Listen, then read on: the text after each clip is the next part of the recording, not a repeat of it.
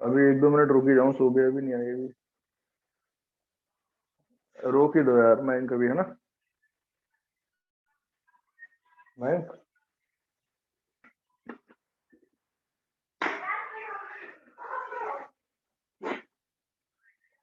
देखो, अभी ना पिछली क्लास वाली वीडियो देख ली तुम लोगों ने ना। अब आ जाते हैं types of flow of liquid. Types of flow of liquid, liquid के फ्लो के प्रकार। Types of flow of liquid. Liquid के फ्लो ना 3 प्रकार के होंगे ना।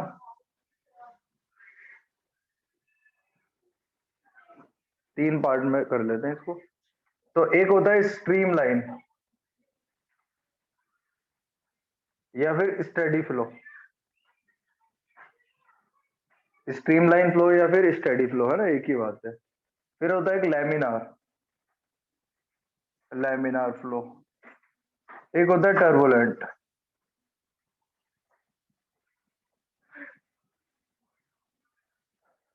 स्ट्रीम लाइन, स्टेडी फ्लो या फिर लैमिनार फ्लो या टर्बुलेंट फ्लो। आगे बात समझ में। इसमें क्या होता है, the flow of liquid in which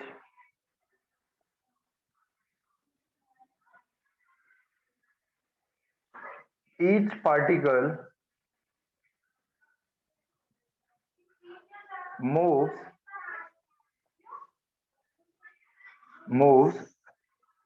from same point with same velocity।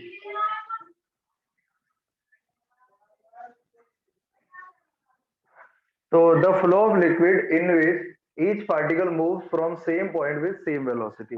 तो ऐसे नहीं, हाँ ठीक है, समझ जाओगे। तो जो भी पार्टिकल होगा जी एक पॉइंट से जो पास होगा, जो पार्टिकल एक ही पॉइंट से पास होंगे उनकी वेलोसिटी सेम रहेगी। आ रही बात समझ में क्या कह रहा हूँ। Yes sir. ठीक है, तो ऐसा फ्लो जिसमें एक पॉइंट से गुजरने वाला हर पार्टिकल सेम रफ्तार से जाएगा। मान लीजिए मैं एक पाइप बना देता हूं यहां पर, ठीक है, ये पाइप है। थोड़ा कर्व इसलिए बनाते हैं ताकि टेंजेंट से वेलोसिटी की डायरेक्शन भी दिखा सके। मान लीजिए मैंने यहाँ पर ये पॉइंट लिए, एक ए पॉइंट है, एक बी पॉइंट है, एक सी पॉइंट है। इसमें से लिक्विड फ्लो कर रहा है। तो जो भी पार्टिकल इस ए पार्टिकल से जाए, ए पॉइंट से जाएगा, उसकी रफ्तार मान लो v1 है, इस पे v2 है, इसमें वेलोसिटी v3 है। तो मतलब हर पार्टिकल जो इस ए पॉइंट से गुजरेगा उसकी रफ्तार v1 ही रहेगी। हर पार्टिकल जो बी से गुजरेंगे, जितने भी पार्टिकल, सबकी रफ्तार v2 रहेगी। हर पार्टिकल जो सी पॉइंट से गुजरेगा उसकी रफ्तार v3 रहेगी। आ रही बात समझ में। वेलोसिटी सेम होने का मतलब है मैग्नीट्यूड भी सेम रहेगा और डायरेक्शन भी सेम रहेगी। तो ऐसा फ्लो लिक्विड का जिसके अंदर किसी पॉइंट से गुजरने वाले हर पार्टिकल की वेलोसिटी सेम रहेगी, वो फ्लो कहलाता है स्ट्रीम लाइन फ्लो। आई बात समझ में थोड़ा बहुत। यस। तो ऐसा फ्लो जिसमें एक पॉइंट से गुजरने वाले हर पार्टिकल का की रफ्तार सेम रहेगी। ठीक है, अब आ जाते हैं लैमिनार फ्लो। तो लैमिनार फ्लो में क्या करते हैं हम, flow of liquid in form of layer. अगर हम लिक्विड का फ्लो लेयर्स की फॉर्म में ले रहे हैं, जैसे अगर मैं इस फर्श के ऊपर पानी डाल दूं, तो पानी जो फ्लो कर रहा है हम लेयर्स की फॉर्म में मान रहे हैं उसको। आ रही है बात समझ में। Yes sir. आपको याद होगा मैंने बताया था नदी में पानी बह रहा है, रिवर में पानी फ्लो कर रहा है, तो हम ऐसा मानते थे कि वो लेयर्स वाइज फ्लो कर रहा है, मतलब लेयर के ऊपर लेयर, लेयर के ऊपर लेयर, ऐसे चल रहा है। तो लेमिनार फ्लो और इसमें ये अंतर है कि लेमिनार फ्लो में क्या होता है, हम ऐसा मानते हैं कि जो लिक्विड का फ्लो है वो लेयर्स की फॉर्म में है, और जो स्ट्रीमलाइन फ्लो है उसको हम ऐसा मानते हैं क्या, जिसमें हम ऐसा मानकर चलते हैं कि किसी भी पार्टिकल पे जितने भी पार्टिकल जाएंगे उनकी रफ्तार कैसी रहेगी, सेम रहेगी। बोलो समझ में आएगा।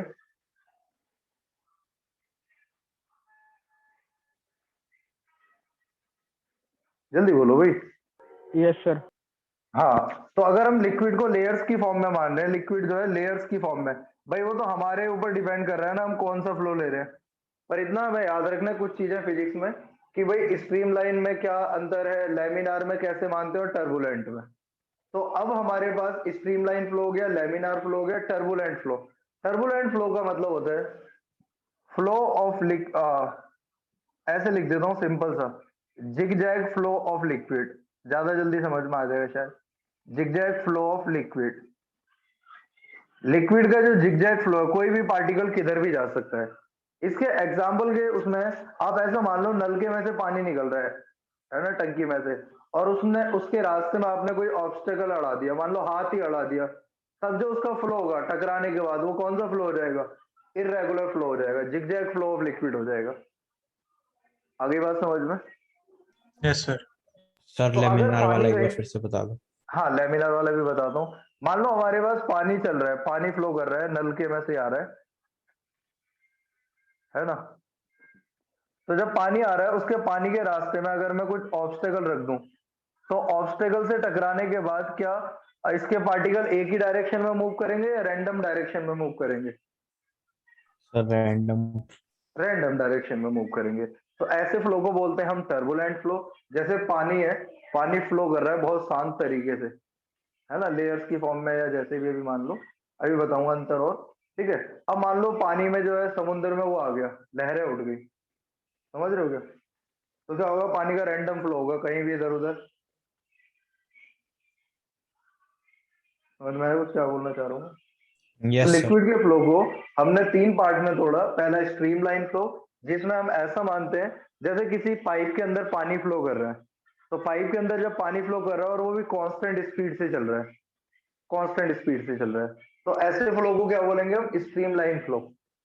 ये भी स्टेडी फ्लो में ही आता है, दोनों स्टेडी फ्लो में आते हैं। और लेमिनार फ्लो की बात करें तो हम ऐसा मान रहे हैं पानी लेयर्स की फॉर्म में फ्लो कर रहा है। अगर हम ये मानकर चलें कि पानी जो है लेयर्स की फॉर्म में फ्लो कर रहा है, जैसे मैंने एक एग्जांपल दिया, जैसे मैं यहाँ पर पानी डाल दूं तो पानी ऐसे लेयर्स की फॉर्म में चल रहा है, तो हम उसको बोलेंगे लेमिनार फ्लो। फर्श पे मैंने पानी डाल दिया, पानी लिया मैंने बाल्टी में और फर्श पे बिखरा दिया, तो जो फ्लो होगा उसका लेमिनार फ्लो हो गया, लेयर्स की फॉर्म में मान रहे हैं। मान लो नदी में पानी बह रहा है, तो नदी में पानी बह रहा है तो हम ऐसा मान रहे हैं कि नदी में पानी की ऐसे बहुत सारी लेयर्स बह रही है। अरे बात समझ में? सर एक बार फिर से बोल दो, थोड़ा नेटवर्क इशू हो नहीं, अच्छा कौन सा वाला बताऊं? गया सर। यही जो अभी आप बता रहे थे, थोड़ी लेमिनार टर्बुलेंट वाला, वाला। टर्बुलेंट और लेमिनार। तो मैं लेमिनार वाला रिपीट कर देता हूँ। अगर हम ऐसा माने जैसे पानी फ्लो कर रहा है कहीं, और वो पानी फ्लो कर रहा है हमारे पास लेयर्स की फॉर्म में, जैसे मान लो नदी में पानी बह रहा है, नदी में पानी बह रहा है तो हम ऐसा मान कर चल रहे हैं नदी का जो पानी है वो लेयर्स के ऊपर, एक लेयर फिर दूसरी लेयर फिर तीसरी लेयर, ऐसे लाखों करोड़ों अरबों खरबों लेयर्स है ना, और वो सब एक दूसरे के ऊपर मूव कर रही हैं। जैसे मैंने जग में पानी लिया और जग के पानी को मैंने फर्श पे डाल दिया, तो हम कैसा फ्लो देख रहे हैं, उसमें लेयर्स की फॉर्म में फ्लो देख रहे हैं, तो वो हो गया लेमिनार फ्लो।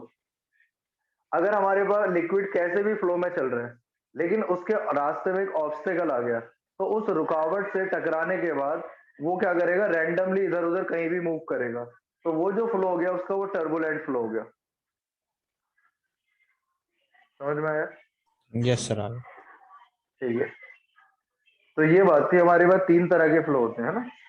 तो किसी को कुछ बोलना है तो बताओ। कुछ नहीं सर। क्लियर है सर। ठीक है, तो तीन तरह के लिक्विड के फ्लो होते हैं। अब आ जाते हैं यहाँ पर, छोटी सी बात और कर दूं। स्ट्रीम लाइन में इसमें तो बस इतना ही पढ़ना है, लेयर्स की फॉर्म में। जैसे मैं अगर इसके ऊपर पानी डाल दूं जग से, तो पानी ऐसे बहेगा लेयर्स की फॉर्म में, है ना। तो कौन सा फ्लो हो गया हमारे पास, लेमिनार फ्लो हो गया। जैसे झरने में से आ रहा है पानी, ऐसे लेयर्स की फॉर्म में आ रहा है मान लो, तो कौन सा फ्लो हो गया मेरे पास, लेमिनार फ्लो हो गया। लेकिन झरने का पानी जो आ रहा है, मान लो जो ऊपर से गिर रहा है और उसके रास्ते में कोई रुकावट आ जाए, तो वो कौन सा फ्लो हो जाएगा, जिगजैग फ्लो। अच्छा आप देखते हो जब हम लोग ड्राइंग करते हैं तो कहीं झरने में से पानी गिर रहा है तो लेयर्स की फॉर्म में ही तो बनाते हैं उसको, नहीं बनाते? इस यस तरीके सर। से बनाते हैं। तो मतलब इस तरीके से कुछ है।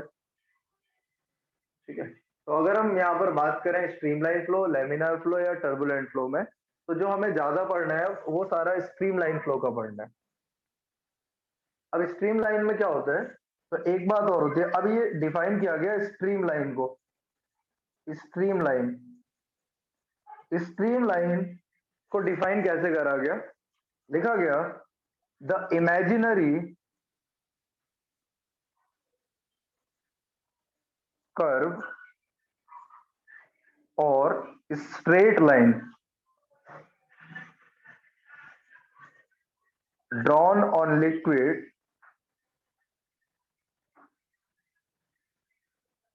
such that tangent to it at any point gives the direction of gives the direction of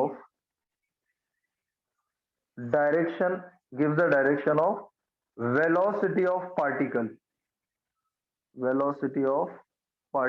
at that point।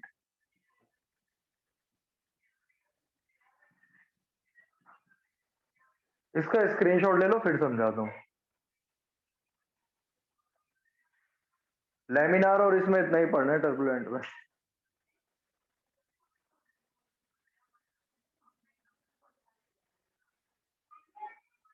हो गया सर। ठीक है, साफ कर दो इसको। अब आ जाते हैं यहाँ पे। मान लो हमारे पास कोई लिक्विड फ्लो कर रहा है, तो ये इमेजिनरी टर्म है भाई। ये जो स्ट्रीमलाइन, जो मैंने स्ट्रीमलाइन बोला है ना, स्ट्रीमलाइन का मतलब ये है कि मान लो इसके अंदर एक लिक्विड फ्लो कर रहा है, इस पाइप में लिक्विड फ्लो कर रहा है, और वो लिक्विड पे मैंने एक टेंजेंट बना दिया। मान लो ये लिक्विड है, तो यहाँ पर एक मैंने इमेजिनरी कर्व बना दिया। ये अब ये इमेजिनरी कर्व बना दिया। अब इस इमेजिनरी कर्व के किसी भी पॉइंट पे यदि हम कोई टेंजेंट ड्रॉ करेंगे, तो वो उस पॉइंट पर पार्टिकल की वेलोसिटी की डायरेक्शन को दिखाता है। पेपर में आएगा डिफाइन स्ट्रीमलाइन, तो लिखना स्ट्रीमलाइन वो इमेजिनरी कर्व या स्ट्रेट लाइन होते हैं जिसपे कहीं भी अगर हम एक टेंजेंट ड्रॉ करेंगे, तो वो टेंजेंट हमें उस पॉइंट पर पार्टिकल की वेलोसिटी की डायरेक्शन को दिखाता है। तो स्ट्रीमलाइन फ्लो के अंदर अगर हमें पार्टिकल की वेलोसिटी की डायरेक्शन दिखानी है, तो हम क्या करते हैं, इमेजिनरी कर्व ड्रॉ करते हैं और उस पर टेंजेंट बनाते हैं, और वो टेंजेंट हमें उसकी वेलोसिटी की डायरेक्शन को बताता है। इतना याद रख सकते हो क्या? Yes sir. Yes sir. भाई थ्योरेटिकल चीज है ना, मैंने देखी इसको स्ट्रीमलाइन को, ना तुम देख पाओगे। बस ये है कि हम मान रहे हैं कुछ चीजें, अगर पेपर में आएगा तो लिखना पड़ेगा। ये वाला थ्योरी में तो मैं ऐसे ही कहूंगा, लेकिन आगे में जो भी चीज होंगी उनको बताऊंगा एग्जांपल डेली लाइफ में कहाँ का है। अब आ जाते हैं जरा, पेपर में एक क्वेश्चन आता है, two streamline can never intersect to each other because if they do so, then there are two direction of velocity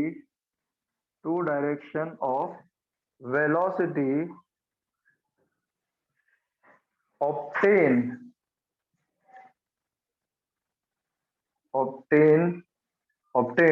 at a point which is not possible। कहने का मतलब ये है, पेपर में बोला कि दो स्ट्रीमलाइन एक दूसरे को इंटरसेक्ट क्यों नहीं कर सकती। मान लीजिए दो स्ट्रीमलाइन एक दूसरे को इंटरसेक्ट कर गई, तो इस इंटरसेक्टिंग पॉइंट पर आपके दो टेंजेंट बनेंगे, एक टेंजेंट इस पे, एक टेंजेंट इधर। तो बताओ एक ही पॉइंट पे पार्टिकल की यहाँ पर कितनी डायरेक्शन हो गई? दो डायरेक्शन हो गई। तो ये गलत है। और एक ही पॉइंट पर सही है। स्ट्रीमलाइन फ्लो के अंदर एक पॉइंट पे जो पार्टिकल होगा वो अलग अलग डायरेक्शन में फ्लो नहीं करेगा, वो एक ही डायरेक्शन में फ्लो करेंगे सारे पार्टिकल। लिखा था ना डेफिनेशन में कि स्ट्रीमलाइन फ्लो के अंदर जितने भी पार्टिकल है, एक पॉइंट पर सबकी डायरेक्शन वेलोसिटी की सेम रहेगी। लेकिन अगर दो स्ट्रीमलाइन एक दूसरे को इंटरसेक्ट करते हैं, तो इसका मतलब एक ही पॉइंट पर वेलोसिटी की दो डायरेक्शन हो गई। ऐसा होना स्ट्रीमलाइन में पॉसिबल नहीं है, इसलिए इनका इंटरसेक्शन भी पॉसिबल नहीं है। बात समझ में आई क्या बोलना चाह रहा हूँ मैं? थ्योरेटिकल है यार, इसमें मैं कुछ ज्यादा कुछ कर नहीं सकता। Yes sir. ठीक है, इसका स्क्रीनशॉट ले लो, एज इट इज इसको लर्न कर लेना फिलहाल। अब आते हैं अगले पॉइंट पे।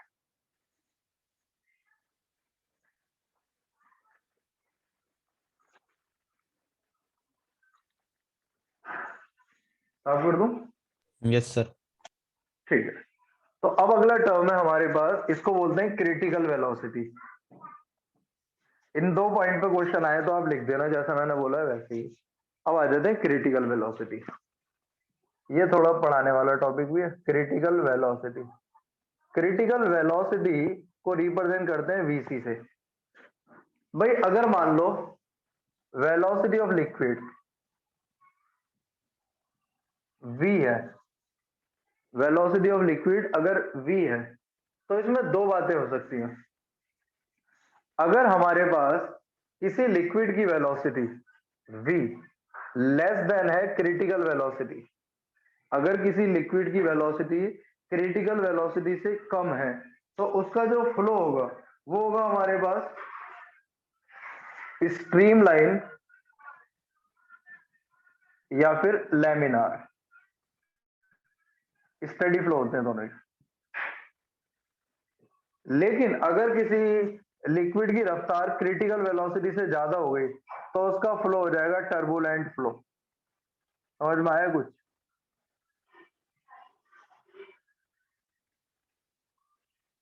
सर इक्वल हुई तो? इक्वल का कोई वही नहीं है, इक्वल तो क्रिटिकल वेलोसिटी कहला जाएगी, या तो कम होगी या तो ज्यादा, देखेंगे हम। क्या बोलते सर हो? क्रिटिकल वेलोसिटी की एक बार डेफिनेशन फिर से। हाँ तो अभी मैं बताऊंगा ना, ये बात समझ में आई मैंने क्या बोला? क्रिटिकल वेलोसिटी वीसी है और वेलोसिटी ऑफ लिक्विड भी है। मान लो किसी लिक्विड की क्रिटिकल वेलोसिटी मैंने कैलकुलेट कर ली, वो आ गई मेरे पास 20 मीटर पर सेकेंड। इसका मतलब क्या हुआ? अब वो लिक्विड अगर 20 से कम रफ्तार से चल रहा है तो हमें पता चल जाएगा कि इसका फ्लो स्ट्रीमलाइन या लैमिनार लेना है। लेकिन अगर उसकी रफ्तार क्रिटिकल वेलोसिटी से ज्यादा हो गई तो इसका मतलब ये हुआ उसका फ्लो टर्बुलेंट में कन्वर्ट हो गया। तो क्रिटिकल वेलोसिटी क्या हुई? Velocity, limit of velocity of liquid, limit है ना एक, limit of velocity of liquid below which, जिससे कम होने पर, below which flow of liquid is laminar, laminar और streamline, and above which flow become turbulent। तो क्रिटिकल वेलोसिटी वह वेलोसिटी हो गई जिससे कम अगर कोई लिक्विड फ्लो करेगा। अलग अलग लिक्विड के लिए अलग अलग है, किन किन फैक्टर पर डिपेंड करेगी अभी बताता हूँ। तो अगर हम क्रिटिकल वेलोसिटी किसी लिक्विड की निकाल लेते हैं, मान लो न्यूमेरिकल आया मेरे पास, मेरे से पूछा गया identify the flow of liquid, इस लिक्विड का फ्लो बताना है आपको, तो आप कैसे पता करेंगे? तो आपको क्या करना पड़ेगा, पहले उस लिक्विड की क्रिटिकल वेलोसिटी निकालो। जब आप उसकी क्रिटिकल वेलोसिटी निकाल लोगे, उसके बाद अब आप ये देखोगे कि जो हमारा एक्चुअल लिक्विड है वो कितनी रफ्तार से फ्लो कर रहा है। समझ गए? अब उसकी रफ्तार निकालने के बाद आपको पता चल जाएगा कि भाई क्रिटिकल वेलोसिटी से ज्यादा है या कम है। अगर कम हुई तो आप ऑप्शन टिक करेंगे स्ट्रीमलाइन या लैमिनार में, दोनों में से कोई जो भी दे रखा हो। अगर उससे ज्यादा हुई तो टर्बुलेंट। बोलो भाई, बात समझ में आई क्या? Yes sir. ठीक है, तो इसको लैमिनार या स्ट्रीमलाइन की जगह आप स्टेडी फ्लो भी यूज कर सकते हैं, वर्ड है ना, स्टेडी फ्लो। ठीक है, कांस्टेंट वाला। अब critical velocity, critical velocity depends on in factors पे। किन किन फैक्टर पे देखो, तो क्रिटिकल वेलोसिटी डिपेंड्स ऑन रो, रो मतलब डेंसिटी ऑफ लिक्विड, रो मतलब डेंसिटी ऑफ लिक्विड, इनटू में डी, इनटू में ईटा। रो मतलब डेंसिटी ऑफ लिक्विड, डी मतलब ये लिख देता हूं डायमीटर ऑफ पाइप या ट्यूब। जिस भी ट्यूब या पाइप में लिक्विड फ्लो कर रहा है उसका डायमीटर है। आगे बात समझ में? Yes sir. ठीक है। और ईटा तो कोफिशिएंट ऑफ विस्कोसिटी है ही, रो का मतलब डेंसिटी है। अब इसका जो क्रिटिकल वेलोसिटी का फॉर्मूला है ये डायमेंशन मेथड से किया जाता है। अगर ये डायमेंशन मेथड से किया जाएगा तो इसका मतलब ये, पहले को a पावर दे दो, दूसरे को b और तीसरे को c। अब यहां से प्रोपोर्शनलिटी का साइन हटेगा तो कांस्टेंट आ गया k, रो की पावर a, d की पावर b, ईटा की पावर c। This is our first equation. अब लेफ्ट हैंड साइड और राइट हैंड साइड का डायमेंशन फॉर्मूला यही लिख देता हूं, m0 l1 t-1, ये क्रिटिकल वेलोसिटी के लिए हो गया। राइट साइड में k कांस्टेंट है, नहीं लिखना। रो डेंसिटी है, डेंसिटी का होता है m की पावर 1, l की पावर -3 और उसकी पावर a। d मतलब डायमीटर है, डायमीटर लेंथ से रिलेटेड होता है तो l, उसकी पावर b। इसका बताओ भाई ईटा का क्या होता है?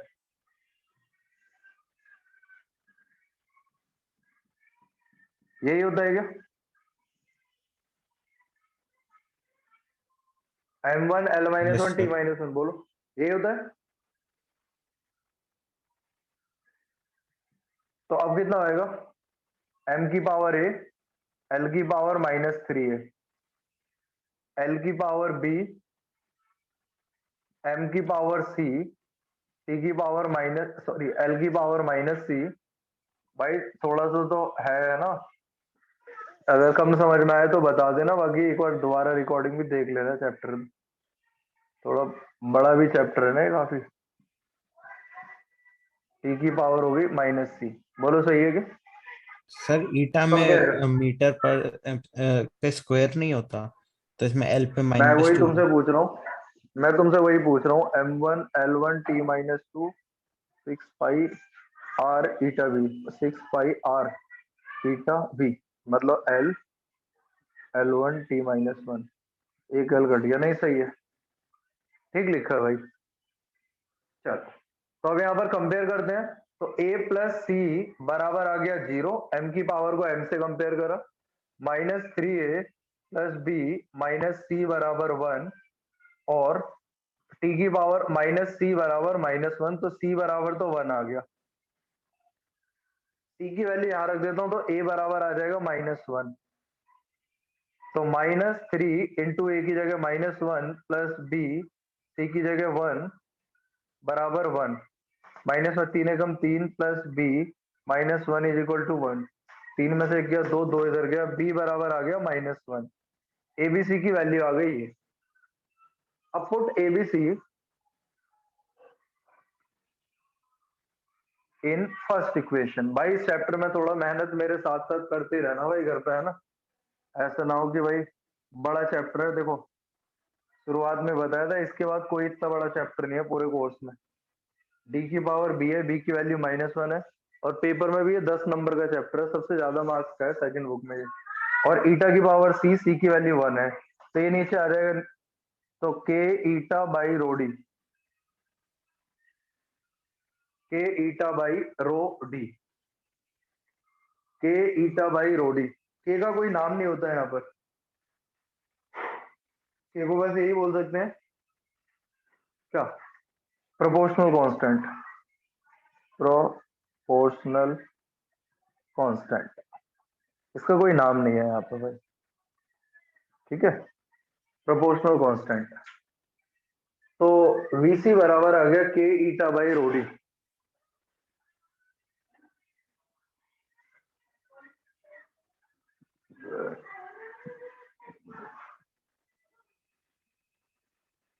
हो गया क्या?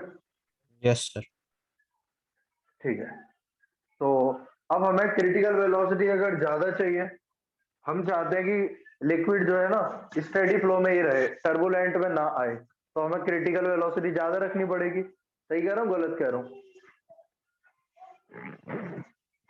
भाई यस सर। अगर टर्बुलेंट फ्लो में जल्दी कब होगा, अगर क्रिटिकल वेलोसिटी 10 है या 100 पे?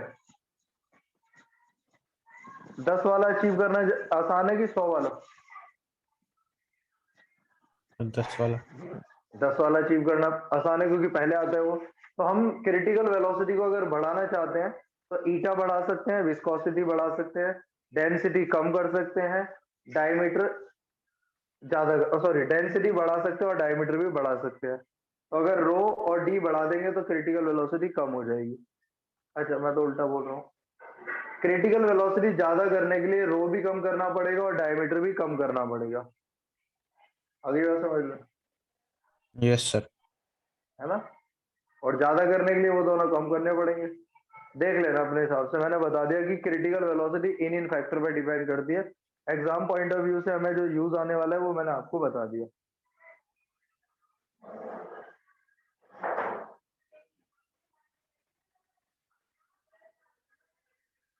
ओके क्या? यस सर, ले ले स्क्रीन। Yes, sir. ठीक है। तो अगर हमें स्ट्रीमलाइन फ्लो रखना है लिक्विड का हो तो गया हम सर। उसकी लो डेंसिटी, लोड पतला डायमीटर, जिससे क्रिटिकल वेलोसिटी ज्यादा रहेगी। और क्रिटिकल वेलोसिटी अगर ज्यादा रहेगी तो हमारा लिक्विड उसको अचीव नहीं कर पाएगा। अगर लिक्विड अचीव नहीं कर पाएगा तो उसका फ्लो स्ट्रीमलाइन ही बना रहेगा। अच्छा, तो भाई इसमें एक साइंटिस्ट आए जिनका नाम था रेनॉल्ड। उन्होंने एक बात बताई, इसको बोलते हैं हम Reynolds number. Reynolds number, Reynolds number को आप एन आर से रिप्रेजेंट कर सकते हैं। आर हो गया रेनॉल्ड्स के लिए, एन हो गया नंबर के लिए। तो आपने जो भी वीसी वाला फॉर्मूला पढ़ा था उसमें के को हटा के एनआर लिख दो, ईटा बाई रोडी। तो एन आर बराबर आ गया क्रिटिकल वेलोसिटी इंटू में रोडी बाई ईटा। ठीक है भाई। Yes sir. रेनॉल्ड्स नंबर, तो रेनॉल्ड्स नंबर जो हो गया वीसी क्रिटिकल वेलोसिटी इंटू में रो इंटू में capital D diameter of pipe, eta मतलब कोफिशिएंट ऑफ विस्कोसिटी। इसमें पहली बात ये याद रखनी है, इफ एनआर की वैल्यू 0 से ज्यादा है एंड लेस देन है 2000, आपने इस रेनॉल्ड्स नंबर की वैल्यू सॉल्व करी। आपने क्रिटिकल वेलोसिटी आपको गिवन थी क्वेश्चन में, रो गिवन था, डी गिवन था, ईटा गिवन था, और आपने रेनॉल्ड्स नंबर की वैल्यू निकाल ली। अगर ये रेनॉल्ड्स नंबर की वैल्यू 0 से इसके बीच में 2000 के बीच में, तो ऐसा कहा जाता है कि जो लिक्विड का फ्लो होगा वो होगा स्ट्रीम लाइन या फिर लैमिनार। ठीक है। अगर एनआर की वैल्यू, रेनॉल्ड्स नंबर की वैल्यू 3000 से ज्यादा है, 3000 से, तो फ्लो टर्बुलेंट होगा।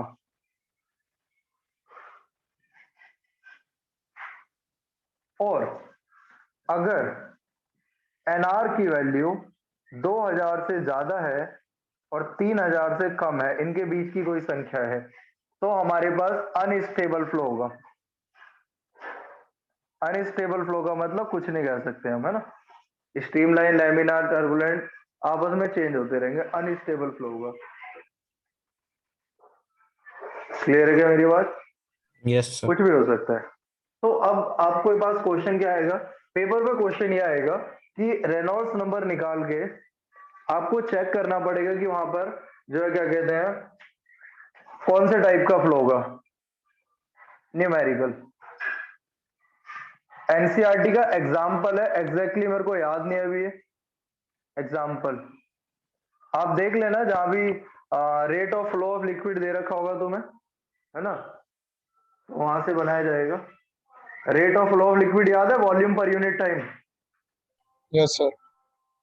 हाँ, तो वॉल्यूम पर यूनिट टाइम दे रखा होगा तुम्हें, उसके हिसाब से एक बार देख लेना, वरना मैं आपको बताऊंगा, लेकिन एक बार अगली क्लास में बता दूंगा किसी की बुक देख के, मेरे बुक नहीं है अभी। तो एग्जाम्पल में है और उसका, उसमें लिखा होगा कि इतना आपको वो दे रखा है उसका rate of flow of liquid. तो rate of flow of liquid का मतलब volume per unit time, area आपको। देखो, एक चीज और बता दूं, एक छोटी सी बात, rate of flow of liquid, rate of flow of liquid मतलब वॉल्यूम पर यूनिट टाइम। इसको आप एरिया इंटू वेलोसिटी भी लिख सकते हैं। ये वॉल्यूम है और ये वेलोसिटी है। अगर आपको rate of flow of liquid दे दिया जाए एरिया पता रहेगा उस पाइप का, तो लिक्विड की वेलोसिटी बता सकते हो आप। समझ रहे हो क्या कह रहा हूँ मैं? Yes sir. हाँ, तो वो जो क्वेश्चन है ना आपका, उसमें यही सीन करा हुआ है। और अगर आपको दे दिया जाए quantity of flow of liquid, तो वो आ जाएगा मास पर यूनिट टाइम। तो यहाँ पर ए वी इंटू में रो भी आ जाएगा इसके साथ। सर हाँ भाई। ये एनआर वाली बात समझ नहीं आई। एनआर मतलब भाई साइंटिस्ट का नाम है, अरे नहीं रेनॉल्ड्स। नहीं, नहीं नहीं वो मेरे को पता है। ये आपने कहा ना स्ट्रीमलाइन फ्लो वगैरह की बात, इसमें आपने हाँ कहा हाँ 3000 से कम होगी तो हाँ टर्बुलेंट हाँ, फ्लो, और अनस्टेबल फ्लो 2000 2000 से जीरो से ज्यादा 3000 और से। 2000 से कम होगी। तो फिर ऐसे तो पता ही नहीं चलेगा, जैसे अगर हाँ यही 2500 तो आती समस्या है है। हाँ तो हाँ ये हाँ कैसे पता बिल्कुल। लगाएंगे फिर? नहीं, अगर आप न्यूमेरिकल करोगे ना, हाँ, तो इसीलिए तो इसमें इतना सा टॉपिक है, और कोई एक्सप्लेनेशन नहीं दिया। हो सकता है हायर स्टडी में जाके कुछ और इसमें लॉ बने हो, पर क्लास 11th में या नीट तक के लेवल में जो अपना मैंने देखा है, उसमें तो इतना नहीं है। हायर उसमें हो सकता है शायद, है ना। रेनॉल्ड्स का टॉपिक ही इतना है, इसलिए तो इसको ज्यादा पढ़ते नहीं हम लोग, ज्यादा इसमें कुछ है नहीं। इसने क्या करा, ऐसे बता दिया, अब कहीं पे सेट हो जाएगा, कहीं पर नहीं हो पाएगा भाई। समझ रहे हो क्या ठीक है, कह रहा हूँ मैं? बिल्कुल, आप समझ रहा जो हूँ सोच समझ रहे हो रहा मैं हूँ। भी वही सोच रहा हूँ मैं भी, कि भाई इसने बिल्कुल ढंग से इन्फॉर्मेशन नहीं मिल पाती इससे। पर हाँ, लेकिन अगर एग्जाम में न्यूमेरिकल आएगा, तो जितना मेरी ऑब्जर्वेशन कहती है, उसमें आपको क्या करना पड़ेगा, अगर 2000 से कम आया तो आप आंसर में लिखेंगे स्ट्रीमलाइन और लैमिनार, कुछ भी हो सकता है। मतलब आपको ये लिखना पड़ेगा जो मैं बता रहा हूँ। अब आपकी वैल्यू ऐसे नहीं आएगी 1900 पॉइंट इतना आ जाए, 1950 आ जाए, या फिर 2000 पॉइंट इतना, ऐसे नहीं आएगी। वैल्यू न्यूमेरिकल की ऐसी आएगी कि आपको साफ साफ पता चल रहा होगा कि 0 से 2000 के बीच में, न्यूमेरिकल के लिए बात कर रहा हूँ मैं, डाटा ऐसा देंगे। या फिर अगर टर्बुलेंट के लिए तो आपको आएगा 3000 से ज्यादा ही आएगा, 3000 के क्लोज भी नहीं आएगा, ज्यादा ही आएगा। और अगर आपको एनआर के लिए, अनस्टेबल फ्लो के लिए बात करते हैं, तो 2000 से 3000 के बीच में कोई ऐसी वैल्यू आएगी कि हाँ तुम्हें पता चलेगा, क्लोज वैल्यू नहीं आएगी। समझ गए क्या कह रहा हूँ मैं? समझ गया। हाँ, क्लोज वैल्यू नहीं आती यार, न्यूमेरिकल ऐसे बना के दिए जाते हैं हम लोगों को। अब ये तो इसको लगा, देखो देखो, हर चीज इसने जो करी है वो बिल्कुल सही हो, ये तो जरूरी नहीं है। बहुत सारी चीजें इसमें है कि भैया हमें भी कंफ्यूजन होगी, पर टॉपिक है, पढ़ाना पड़ेगा, जितना है उतना मैंने बता दिया आपको। पेपर में क्वेश्चन आएगा, ऐसी वैल्यू आएगी कि आप आराम से पहचान लोगे, हाँ यार ये तो जो हमने पढ़ा है वही है। बात समझ गए सारे मेरी? Yes sir. अगर कोई कंफ्यूजन है तो बताओ भाई।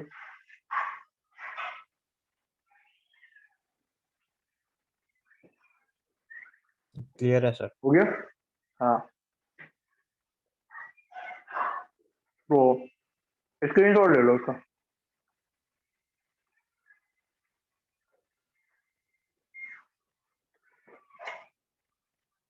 ले लिया सर।